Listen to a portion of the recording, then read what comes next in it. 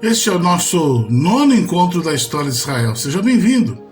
Você que está acompanhando esse canal que pergunta: Deus nos abandonou? Esse curso de História de Israel, Novo e Antigo Testamento, tenta responder exatamente isso. Mostrar que Deus não nos abandonou, não te abandonou, você que está aí.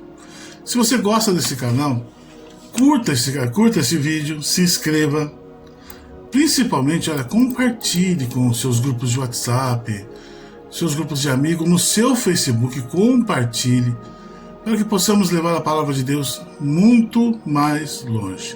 E o nosso WhatsApp é 12 9 8136 4749. 12 9 8136 4749. E nesse nosso nono encontro, vamos falar um pouquinho do nascimento da palavra de Deus, da experiência, da cultura, da literatura lá de Israel, na terra de Canaã. Não é assim de se estranhar que o surto socioeconômico tivesse também reflexos na vida cultural. Até então, a cultura de Israel já havia atingido até, podemos dizer, um notável desenvolvimento. As tradições do passado, passavam a alimentar a reflexão do povo sobre o seu presente, sempre mesmo à luz da fé.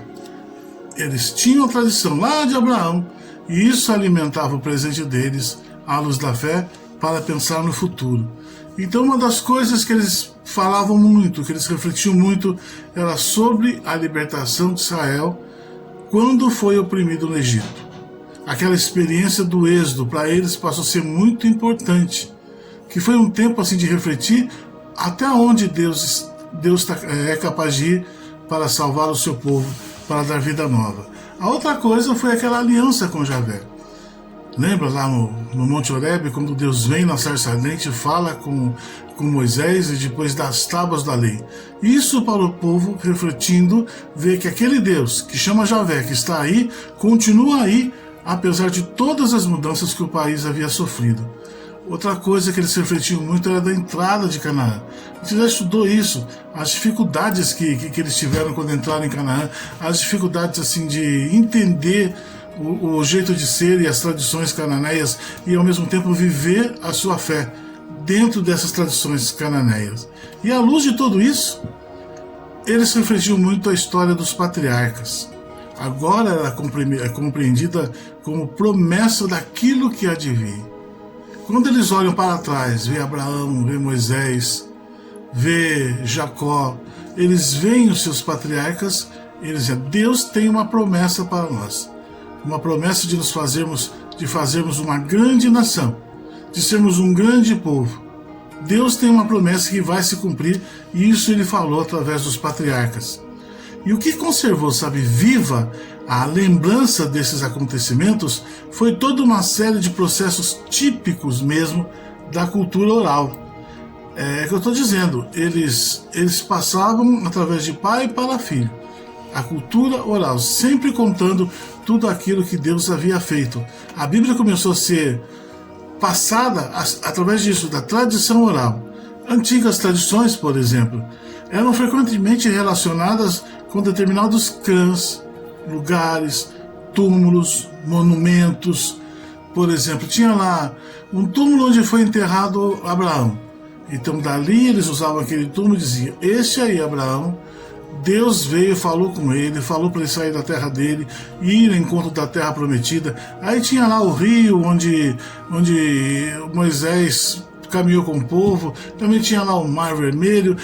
Eles olhavam essas tradições antigas, para mostrar para os mais novos que Deus estava sempre aí, que Deus é aquele que estava caminhando com o seu povo. Também eles tinham muitos cantos, muitas poesias, as lendas, tinham muitas lendas. Isso tudo ajudavam a compreender e a reter essa transmissão da palavra de Deus. Até Jesus usou muito isso, né? de textos, de lendas, de palavras, de tradições. Agora, principalmente na celebração cultural, na celebração cultural de sua história, que os israelitas mantinham vivas as tradições, sua fé e sua aliança com Javé. Eles celebravam todos os anos, principalmente o Pessá, a Páscoa, a travessia do Mar Vermelho. Eles celebravam todos os anos esse grande feito que Deus havia feito com eles.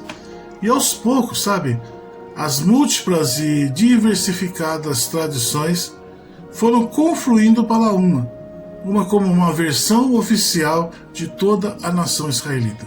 Lembra que eu falei para você que o povo que foi para o Egito era teve uma experiência de Moisés, mas também teve um povo que ficou. E essas tradições desses dois povos se uniram e eles começaram a confluir, quer dizer, colocar essas tradições juntas para passar para todo o povo de Israel tudo aquilo que Deus havia feito. E não havia livros, naquele tempo não havia livros. E nem se sentia assim falta deles, né? Não tinha livros e não sentia falta deles.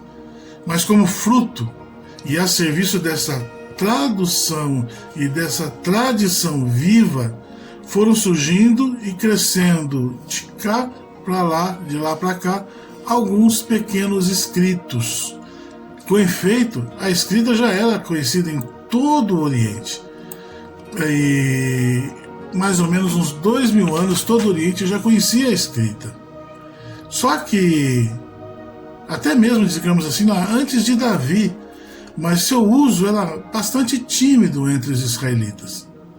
Antes da monarquia, já devem ter sido redigidos uns poucos e pequenos poemas épicos religiosos.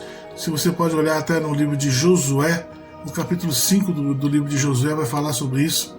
Algumas fórmulas de bênção, como no Gênesis 49, de 1 a 27. É tão lindo isso, né? Gênesis 49, de 1 a 27. Depois você pega a sua Bíblia e vai ler isso aí. É uma fórmula de bênção que já estava escrito antes de Davi.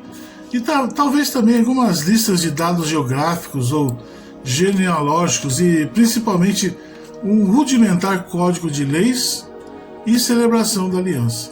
Isso já tinha nos papéis dos papiros, em algumas leis e como devia ser a celebração com Deus. Mas eram muito poucos.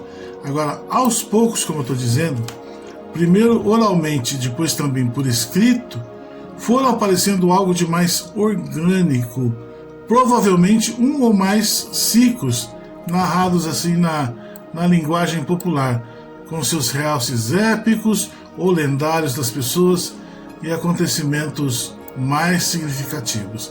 E finalmente, na época de Salomão, os tempos estavam quase que diríamos a exigir uma literatura consciente e planejada.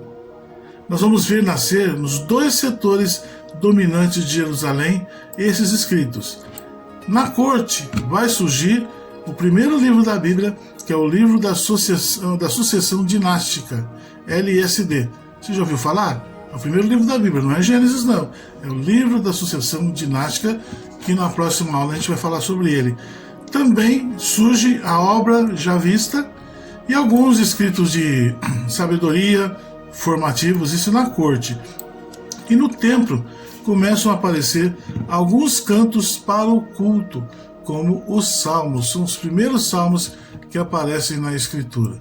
Então aí o povo começa a dar o passo e depois, na próxima aula, vamos falar certinho sobre o LSD, a Lei de Sucessão Dinástica, que ela surgiu para provar, Salomão que mandou os escribas fazerem esse livro para provar que estava lá no templo, porque ele era sucessor legítimo e que Deus o havia colocado lá.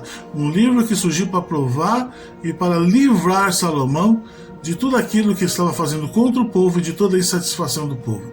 O livro da Lei de Sucessão Dinástica.